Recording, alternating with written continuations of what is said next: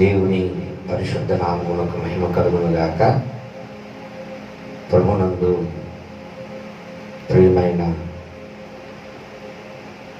దేవుని బిడ్డలకి ఈ ఫేస్బుక్ ప్రసారాన్ని వీక్షిస్తున్నటువంటి మీ అందరికీ ప్రభు పేరట వందనాలు తెలియజేస్తున్నాను. దేవుని గడిచిన ఆదివారం నుండి ఈ ఆదివారం వరకు తన కృపలో కాచి కాపాడి సజీవుడిగా ఉంచినందుకు దేవునికి మహిమ కలుగునుగాక.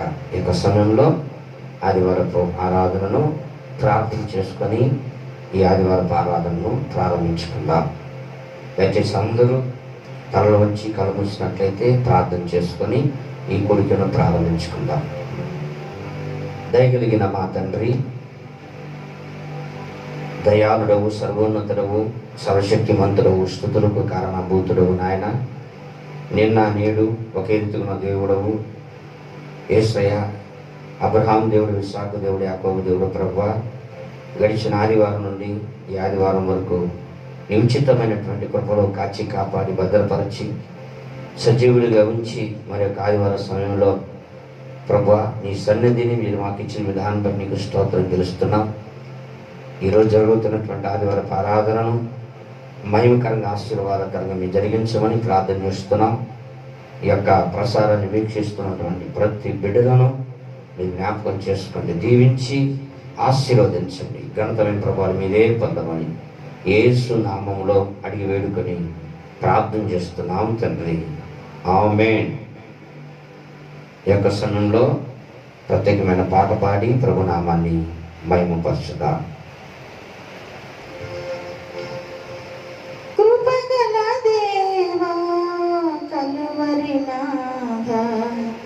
కొనియాడేదని తన నామం. హల్లెలూయా, హల్లెలూయా, హల్లెలూయా, హల్లెలూయా, హల్లెలూయా, హల్లెలూయా, హల్లెలూయా, హల్లెలూయా.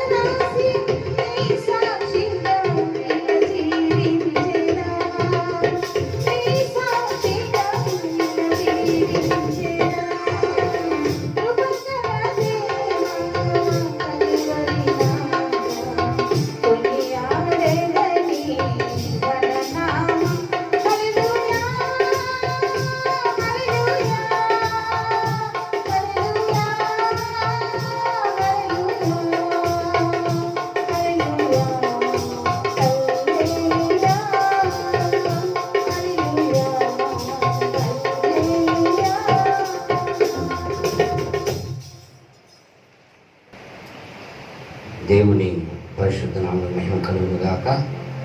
ఇప్పటివరకు చక్కటి పాట పాడి ప్రభునామాన్ని మేంపరచడానికి దేవుడిచ్చిన సమయాన్ని బట్టి ప్రభునామానికి మహిమ కలుగును గాక.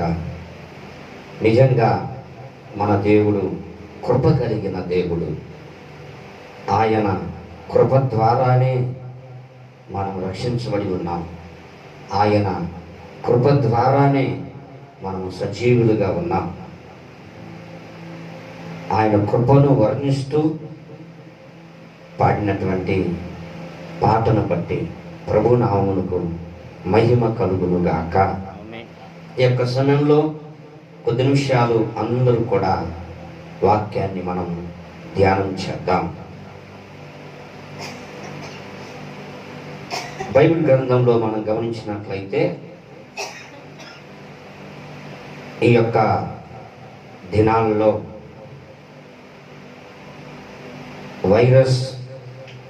కరోనా వైరస్ వచ్చిన సందర్భముగా ప్రతి ఒక్కరు కూడా ఇళ్లలోనే ఉంటూ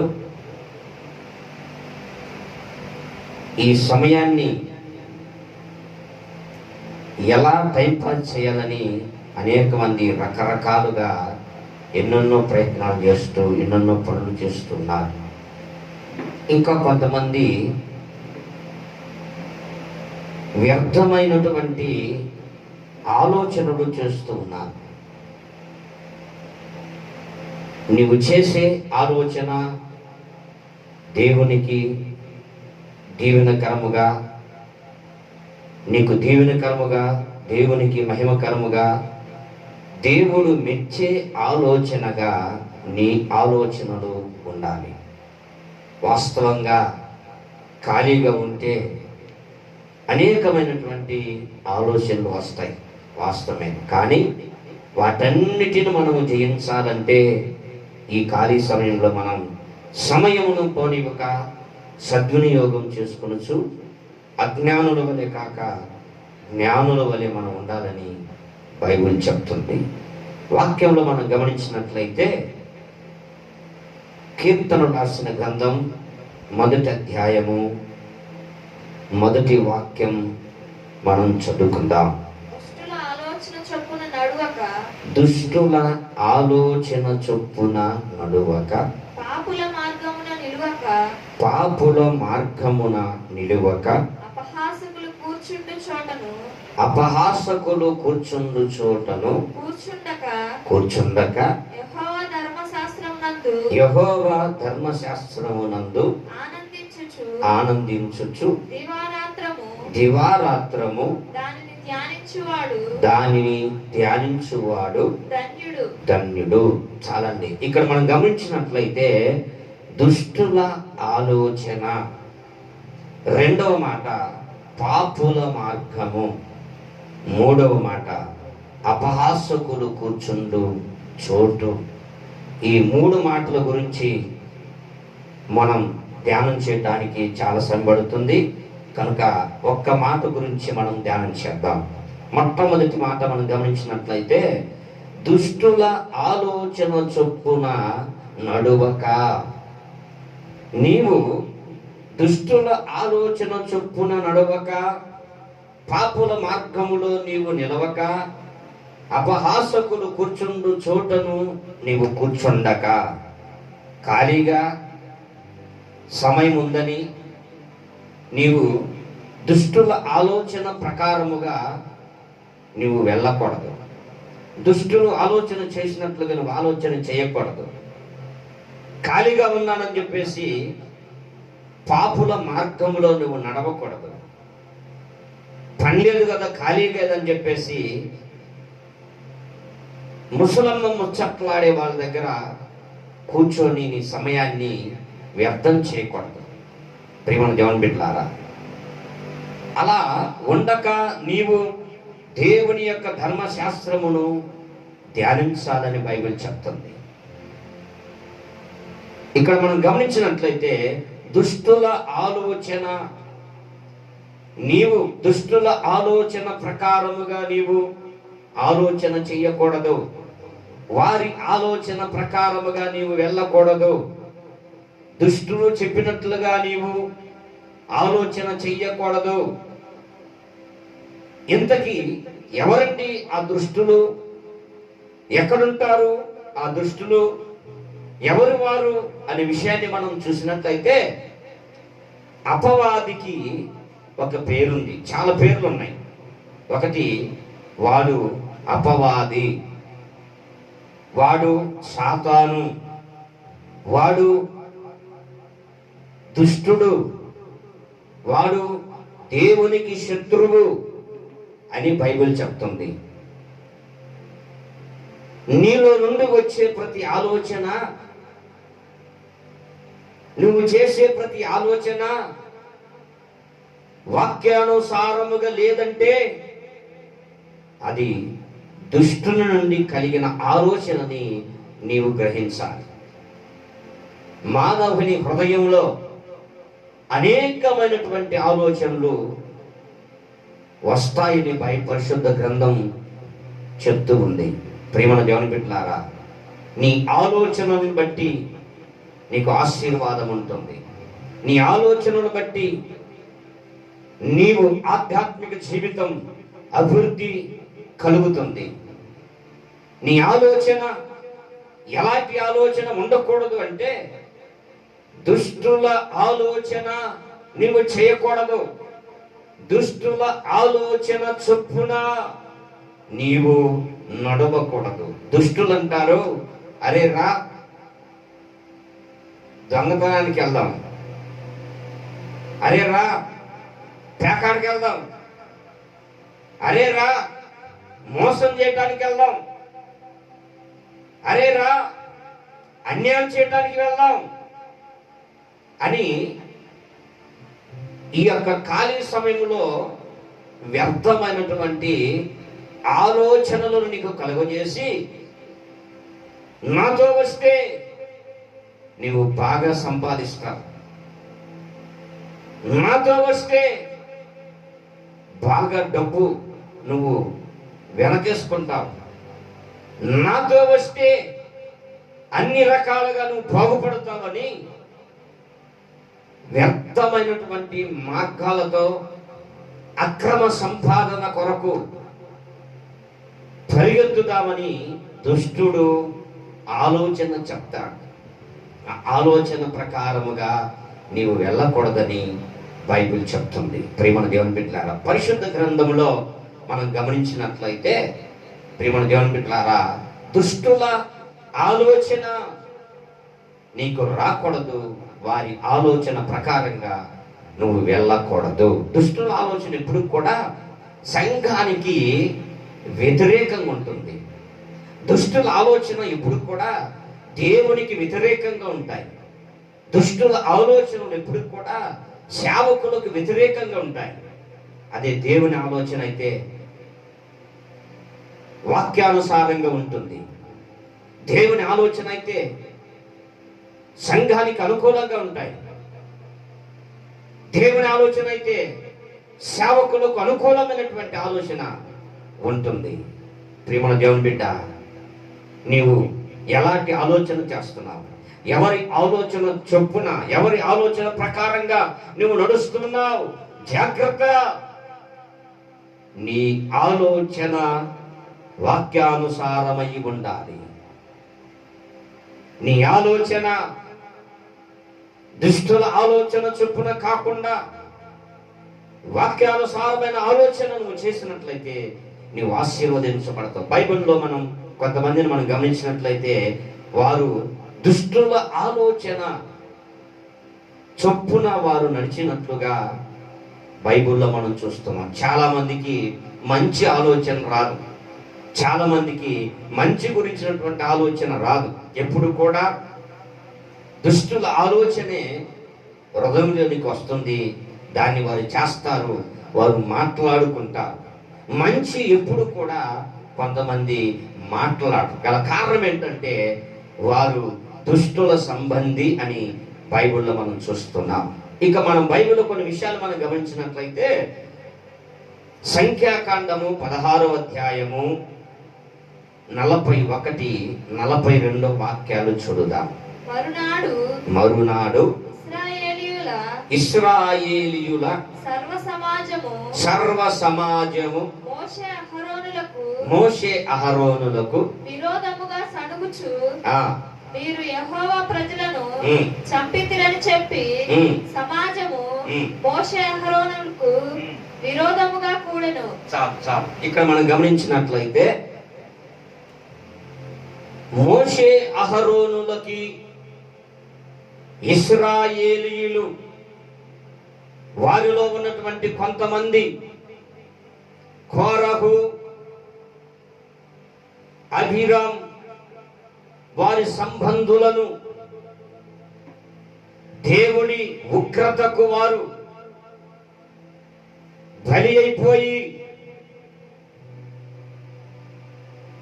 దేవుని కోపము వారి మీదికి రగిలినప్పుడు వారు నివాసం ఉంటున్నటువంటి గుడారాలు, వారు ఉంటున్నటువంటి ఆ ప్రదేశం, దేవుడు చెప్తున్నాడు వారి ప్రదేశముల నుండి మీరు పక్కకు వెళ్ళిపోండి, నా ఉగ్రత వారి మీదకి వస్తుంది అని దేవుడు చెప్పాడు. ఇంతకీ దేవుని ఉగ్రత వారి మీదకి రావడానికి గల కారణం ఏంటి అని బైబిల్లో మనం గమనించినట్లయితే, ప్రియమైన దేవుని బిడ్డలారా, కోరహు, అభిరామ్ ఇంకా కొంతమంది నాయకులుగా ఏర్పడి ఇశ్రాయేల్లో కొంతమందిని వారు సమాజముగా సమకూర్చుకొని మోషే అహరోను వారికి విరోధంగా కొంతమంది తయారయ్యారు. మీకైనా దేవుడు మాకు దేవుడు కాదా? మీతోనే దేవుడు మాట్లాడతాడా?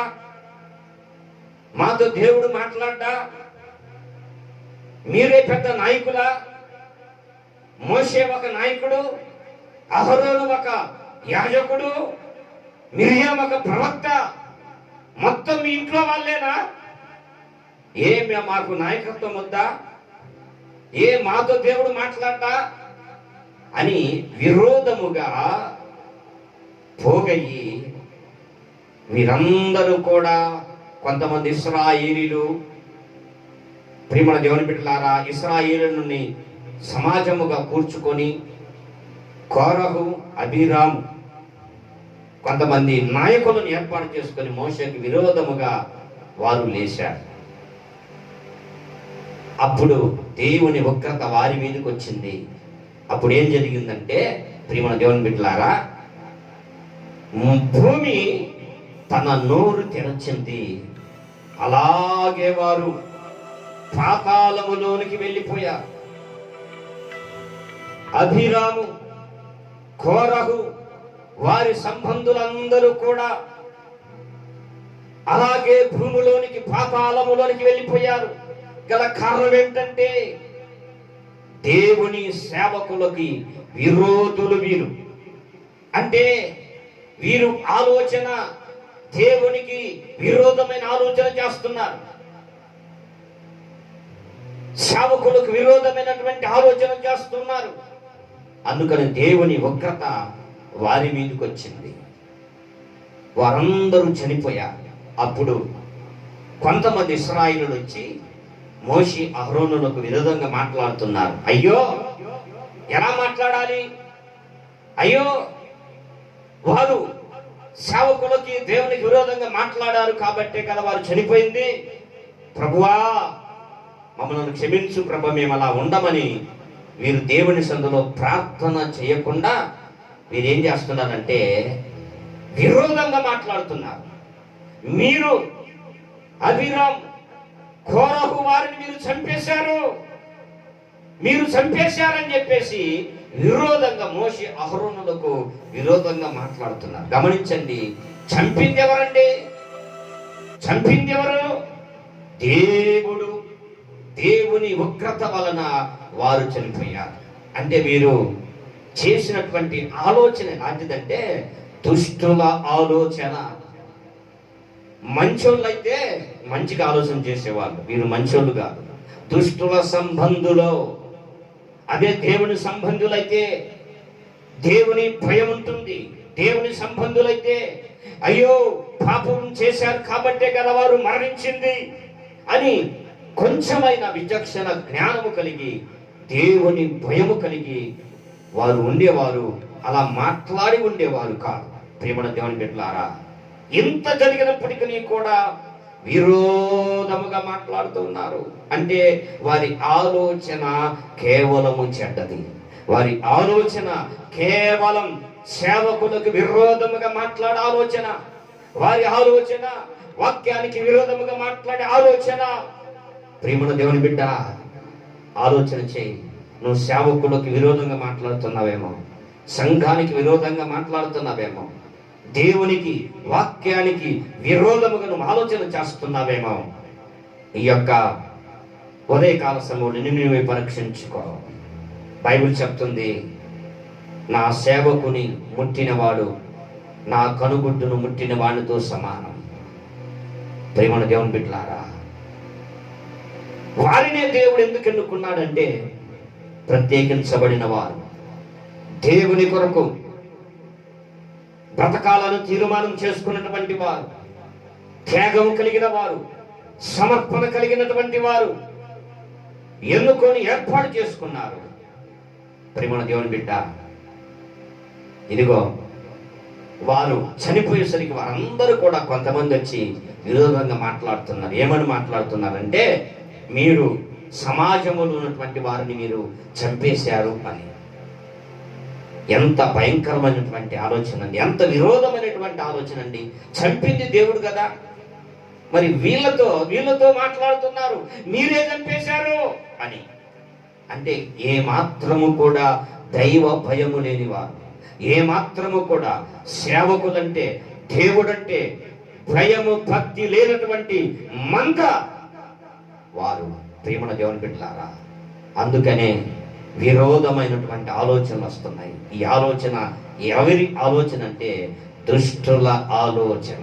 దుష్టుడు వారిలో ప్రవేశించి ఏ విధము చేత నేను విరోధముగా మాట్లాడాలి, దేవునికి విరోధంగా మాట్లాడి, మోషకి విరోధంగా మాట్లాడి, ఏ విధము చేత నేను వారిని పాలు తేనె ప్రవహించు దేశంలోనికి వెళ్లకుండా చేయాలని దుష్టుడు పొంచి వేసుకొని వారిలో ప్రవేశించి సేవకులకి అలాగే దేవునికి విరోధంగా ఆలోచన చేసేటట్లుగా సాధన చేస్తున్నాడు. ప్రేమణ దేవుని బిడ్డలారా, నువ్వు చేసే ఆలోచన వాక్యానుసారంగా ఉందా? నువ్వు చేసే ఆలోచన సేవకులకు అనుకూలంగా ఉందా? నువ్వు చేసే ఆలోచన సంఘానికి అనుకూలంగా ఉందా, వ్యతిరేకంగా ఉందా? నిన్ను నీవే పరీక్షించుకోవాలని ప్రభు పేరిట మనం చేస్తున్నాం. ఇదిగో దుష్టుల ఆలోచన చొప్పున నీవు నడవకూడదు. గమనించు, నీకొచ్చే ఆలోచన వాక్యానుసారముగా రావాలి. వాక్యానికి విరోధంగా నీకు ఆలోచన వస్తుందంటే వెంటనే ఆలోచన చేయాలి, అయ్యో ఇది దుష్టుల ఆలోచన కనుక ప్రభువా ఈ ఆలోచన నా నుండి తీసివేయండి, నీ కోసం నేను బ్రతకాలి, నీ ఆలోచన నాకు దయచేయమని దేవుని సందులో ప్రార్థన చేసే అనుభవం నీవు కలిగి ఉండాలి. రెండో విషయాన్ని మనం గమనించినట్లయితే అదే సంఖ్యాకాండం 17వ అధ్యాయము 12-13 వాక్యాలు. అయితే ఇశ్రాయేలీయులు మోషేతో ఇట్లనిరి, ఇదిగో మా ప్రాణములు పోయినవి, నశించిపోతిమి, మేమందరము నశించిపోతిమి. యెహోవా మందిరమునకు సమీపించు ప్రతివాడును చచ్చును. మేమందరము సావలసి ఉన్నదా అని పలికిరి. ఇక్కడ మనం గమనించినట్లయితే ఇశ్రాయేలులందరూ కూడా అహరోనుకి మోషకు విరోధంగా ఏర్పడి దేవుని మందిరములో దేవుడు చెప్పాడు, లేవి గోత్రములో ఉన్నటువంటి అహరోను మాత్రమే దేవుని మందిరములో యాజకత్వము చెయ్యాలి అని దేవుడు చెప్పాడు. అలాంటి సమయంలో వీరందరూ కూడా విరోధముగా లేచి విరోధముగా లేచి, మీరేనా దేవుని మందిరంలో సేవ చేసేది? మీరేనా దేవుని మందిరంలో పరిచయం చేసేది? మేము చెయ్యమా? మీ గోత్రము పెద్ద గోత్రమా? మేము ఇశ్రాయేలునే, మేము కులం తక్కువం కాదు, మాకు గోత్రం ఉంది అని విరోధముగా మాట్లాడారు. అలాంటి సమయంలో దేవుడు చెప్పాడు మోషేతో, ఇదిగో వారు అలా మాట్లాడుతున్నారు కాబట్టి 12 గోత్రాల చొప్పున ఒక్కొక్కరు ఒక్కొక్క గోత్రము పేరు రాసి 12 కర్రలు తీసుకొచ్చి ప్రత్యక్షపు గుడారములో 12 గోత్రాలకు సంబంధించిన కర్రలు, ఆ కర్రల మీద గోత్రాల పేరు రాసి, లేవి గోత్రం మీద అహరోను పేరు రాసి మందిరంలో పెట్టండి. తెల్లవారిన తర్వాత ఏ కర్ర అయితే చిగురిస్తుందో ఆ గోత్రాన్ని నేను ఎన్నుకున్నట్లు అని దేవుడు చెప్పాడు. ఆ ప్రకారంగానే అందరిని సమకూర్చి, అందరితో మాట్లాడి 12 గోత్రాల వారిని సమకూర్చి 12 కర్రలను తెచ్చి లేవి గోత్రపు కర్ర మీద అహరోను పేరు రాశారు. వ్రాసి ఆ మందిరంలో పెట్టారు. తెల్లవారు లేచి చూసేసరికి అందరూ కర్రల్లాగా లేవు. అహరోను కర్ర అందరూ కర్రల కంటే అహరోను కర్ర చిగురించింది. అంటే అర్థం ఏంటంటే, సేవ చేసేది మందిరంలో ఎవరంటే అహరోను అని దేవుడు ఎన్నుకున్నారు. ఇక వెంటనే మిగిలిన వారందరూ కూడా అర్థమైపోయింది, దేవుడు ఎన్నుకున్నాడు వీళ్ళని అని. ఇక అక్కడి నుంచి వారు వెళ్ళిపోయి ఇక స్టార్ట్ చేశారు సనుగుళ్ళు గొనుగుళ్ళు. అయితే మేము మందిరంలోనికి రావద్దా? మేము లోపల అడుగు పెట్టొద్దా? మేము పరిచయం చేయొద్దా? మేము పాటలు పాడటానికి లేదా? మేము వాక్యం చదవటానికి లేదా? గమనించండి, ఆ కృప నీకు లేదనే అర్హత కలిగినటువంటి అహరోనును దేవుడు ఎన్నుకున్నాడు.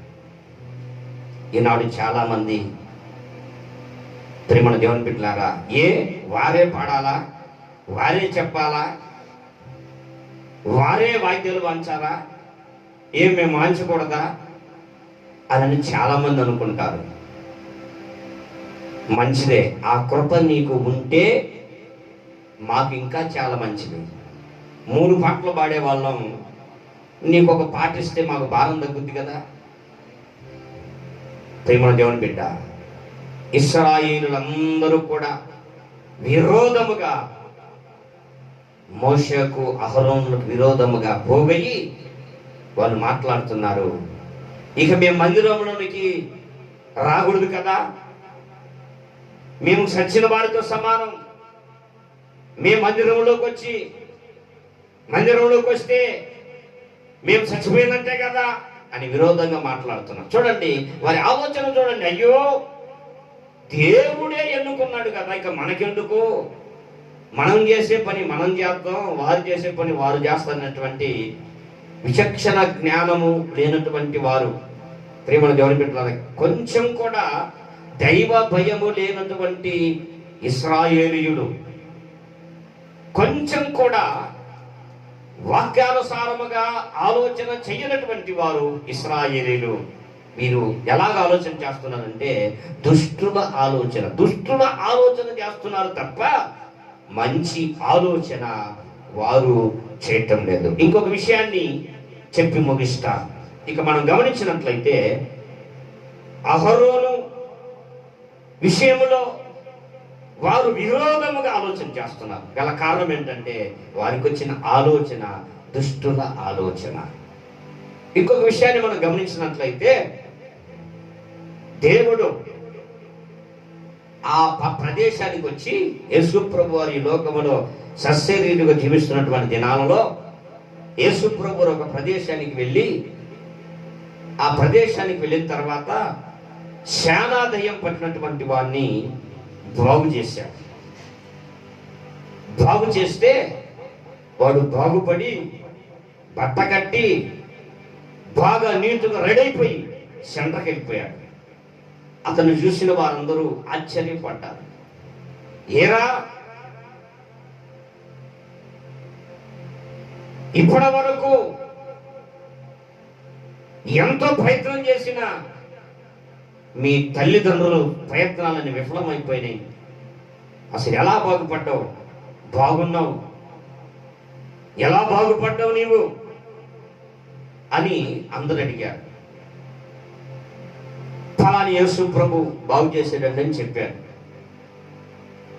ఇప్పుడు ఆ బాగు చేశాడని చెప్పినప్పుడు ఆ ప్రజలందరూ ఏమనుకోవాలంటే, అయ్యో పానీలే, యేసు ప్రభు వారు మంచి దేవుడు, మా ఊరు రాబట్టే కదా వాడు బాగుపడ్డాడు, కనుక ఆయన వస్తే బాగుండు, ఇంకా చాలా మంది బాగుపడతారు అని ఆలోచన చేయాలి.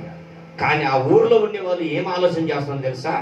చదువుదాం ఆ మాట. మార్కు సువార్త 5వ అధ్యాయము 17వ వాక్యం. తమ ప్రాంతములు విడిచి పొమ్మని వారు ఆయనను బ్రతిమాలు కొనసాగిరి. యేసే దగ్గరకు వచ్చి, నీకు దండం పెడతాం ప్రభువా, మా ప్రాంతములను విడిచిపెట్టి నీవు వెళ్ళిపో. చూడండి, ఇది ఎక్కడ న్యాయమండి? గమనించండి. ఎన్నో సంవత్సరాలుగా సమాధుల్లో తిరుగుతున్నటువంటి వ్యక్తి బాగుపడ్డాడు. కారణం యేసు ప్రభువారు. ఇతని జీవితం బాగుపడింది. అతనికి పట్టిన దయ్యాలు వదిలిపోయినాయి, బాగుపడ్డాడు అని ఆ ప్రజలు, ఆ గ్రామంలో ఉండే వారందరూ సంతోషించి ప్రభు ఇక్కడే ఉండమని అడగాలి. కానీ అలా అడగట్లేదు వాళ్ళు. వాళ్ళందరూ ఆలోచన చేసి యేసు ప్రభు దగ్గరకు వచ్చి దండం పెడుతున్నారు. ప్రభువా, నీకు దండం పెడతామయ్యా, మా ప్రాంతము నుండి విడిచిపెట్టి వెళ్ళిపో. ఎవరి ఆలోచన అండి ఇది? దుష్టుల ఆలోచన. ఎందుకు వచ్చింది తెలుసు దుష్ట ఆలోచన? శానాదయం పట్టిన వాడు, ప్రేమను దేవుని బిడ్డలారా, బాగుపడటానికి గల కారణం ఏంటంటే యేసు ప్రభు అతన్ని గద్దించాడు. అతనిలో ఉన్న దయ్యాలను గద్దిస్తే ఆ దయ్యాలు పందుల్లోకి జొరబడ్డాయి. పందుల్లోనికి వెళ్ళిపోయి, ఎప్పుడైతే పందుల్లోకి వెళ్ళిపోయినాయో వీడు బాగుపడ్డాడు. ఇంకా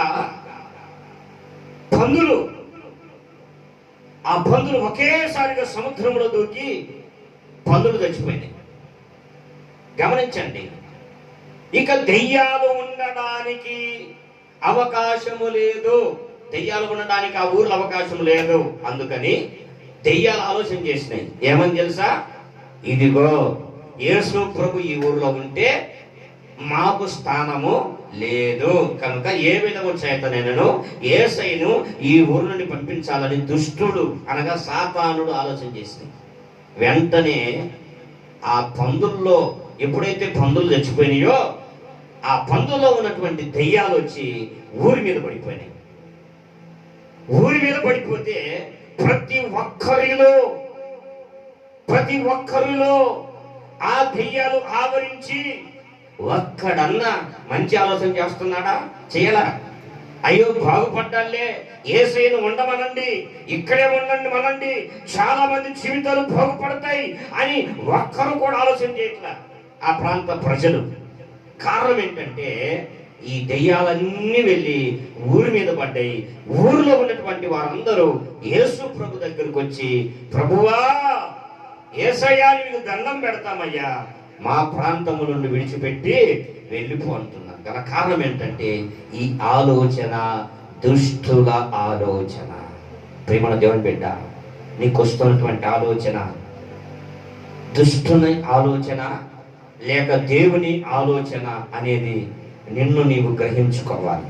ఇది దేవుని ఆలోచన, దుష్టుల ఆలోచన అని ఎలా తెలుస్తుందంటే వాక్యము నీవు చదివినప్పుడు నీకు అర్థమవుతుంది. కనుక ప్రేమ దేవుని బిడ్డలారా, వాక్యం చెప్తుంది, దుష్టుల ఆలోచన చొప్పున నడువక, దుష్టుల ఆలోచన ప్రకారముగా, వారి ఆలోచన ప్రకారంగా నువ్వు నడిస్తే దేవుడిచ్చే ఆశీర్వాదాన్ని నువ్వు కోల్పోతావు. ప్రేమ దేవుని బిడ్డలారా, దుష్టుల ఆలోచన చొప్పున నడిచారు కాబట్టి ఇశ్రాయేలీయులు పాలు తేనె ప్రవహించే దేశంలోనికి వెళ్ళలేక అనేక మంది అరణ్యములో ఆకులు రాలిపోయినట్లుగా రాలిపోయారు. సాతాను ఆలోచన కూడా అంతే, వీరు ఆ దేశానికి వెళ్ళకూడదు అని. కనుక ప్రేమ దేవుని బిడ్డ, నీకొచ్చే ఆలోచన వాక్యానుసారమైనదై ఉండాలి.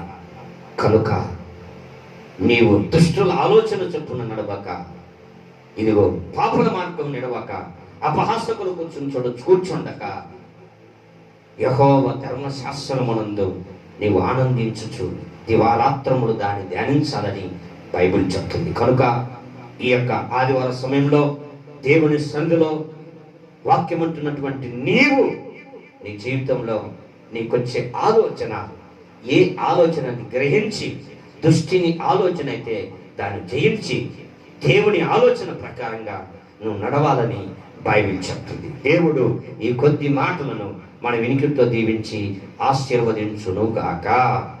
ఆమేన్. ప్రార్థన చేద్దాం. దయచేసి అందరూ తల వంచి కళ్ళు మూయండి. కళ్ళు ముద్దాం.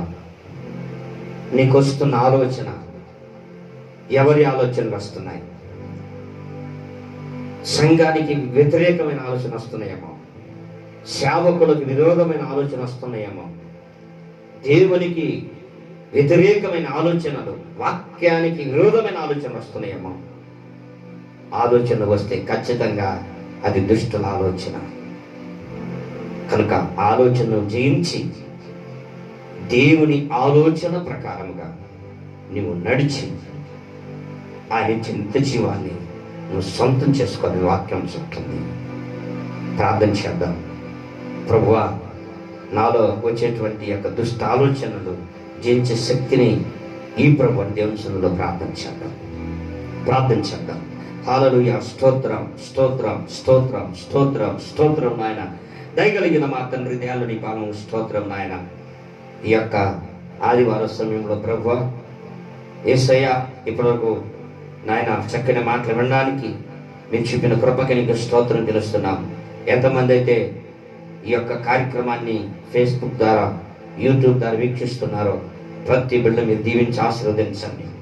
వారి యొక్క ఆలోచన విధానాన్ని మార్చండి ప్రభువా. దుష్టుల ఆలోచనలను లయపరచండి ప్రభువా. నీ ఆలోచన ప్రకారంగా, ఆలోచన కర్తవైన నీ ఆలోచన ప్రకారంగా ప్రతి ఒక్కరు ఆలోచన చేసి ఆ వాక్యానుసారంగా జీవించే కృప ప్రతి ఒక్కరికి దయచేయండి. దుష్టుల ఆలోచన జయించే శక్తి ప్రతి ఒక్కరికి దయచేయండి. జ్ఞానము దయచేయండి. అజ్ఞానమును తీసివేయండి, మూర్ఖత్వాన్ని తీసివేయండి. మంచిది చెడు ఏదని ఆలోచన చేసే విచక్షణ జ్ఞానం ప్రతి ఒక్కరికి దయచేయండి. నీ సన్నిధి, నీ కృప తోడుగా ఉంచండి. కార్యము జరిగించి మహిమ పొందమని ఈ యొక్క కరోనా వైరస్ను బట్టి ప్రార్థన చేస్తున్నాం. అయా, విడుదల దయచేయండి. ఈనాడు చాలా మంది ప్రభువా, యేసురాజా, అయా జ్ఞానము లేక వారు ప్రభుత్వం మాట వెనక వారు ఇష్టం వచ్చినట్లుగా తిరుగుతూ ప్రభువా, దుష్టుల ఆలోచన ప్రకారముగా వారు ప్రభుత్వానికి వ్యతిరేకముగా చేస్తున్నటువంటి ఆలోచనలను లయపరచండి. ప్రతి ఒక్కరూ కూడా ప్రభుత్వానికి లోబడినట్లుగా, అలాగే కరోనా వైరస్ అనేటువంటి మహమ్మారిని, ఆ శత్రువును జయించే జ్ఞానం ప్రతి ఒక్కరికి దయచేయండి. ప్రతి ఆలోచన ప్రతి ఒక్కరికి దయచేయండి. మంచి ఆలోచన ప్రతి ఒక్కరికి దయచేయండి. మమ్మల్ని అందరూ ఆకర్షితపరచమని, సంఘ బిడ్డలు అందరూ దీవించి ఆశీర్వదించమని నీకే స్తుతి స్తోత్రం చెల్లించుకుంటూ ఈ యొక్క కరోనా వైరస్ నిమిత్తమై పరిచయం చేస్తున్నటువంటి ప్రతి డిపార్ట్మెంట్ కొరకు ప్రార్థన చేస్తున్నాం. దీవించి ఆశీర్వదించండి. వారి కుటుంబాన్ని దీవించి ఆశీర్వదించండి. వీలైనంత త్వరలో విడుదల ప్రపంచానికి, దేశానికి, మా రాష్ట్రాలకి మీరు అనుగ్రహించి మీరు మాత్రం మహిమ పొందమని నీకు స్తుతి స్తోత్రం చెల్లించుకుంటూ ఇప్పటివరకు ఈ కార్యక్రమం వీక్షించిన ప్రతి బిడ్డలను దీవించి ఆశీర్వదించమని యేసు పరిశుద్ధ నామములో అడిగి వేడుకొని ప్రార్థన చేస్తున్నాము తండ్రి, ఆమేన్. మన తండ్రి అయినటువంటి దేవుని యొక్క ప్రేమయు, కుమారుడైనటువంటి యేసుక్రీస్తు వారి యొక్క కృపయు, పరిశుద్ధ ఆత్మ యొక్క అన్యోన్య సహవాసము సన్నది కూడిచిన మనకును సకల పరిశుద్ధులకును పరిశుద్ధ ఆత్మ దేవుడు తోడుగా ఉండి మంచి ఆలోచనలతో మనల్ని నింపి దీవించి ఆశీర్వదించును గాక. ఆమేన్, ఆమేన్, ఆమేన్. దేవుని పరిశుద్ధ నామమునకు మహిమ కలుగును గాక. ఈ కార్యక్రమం వీక్షించినటువంటి మీ అందరికీ ప్రభు పేరట హృదయపూర్వకమైన వందనాలు తెలియజేస్తున్నాను. దేవుడు మిమ్మల్ని దీవించును గాక. ఆమేన్.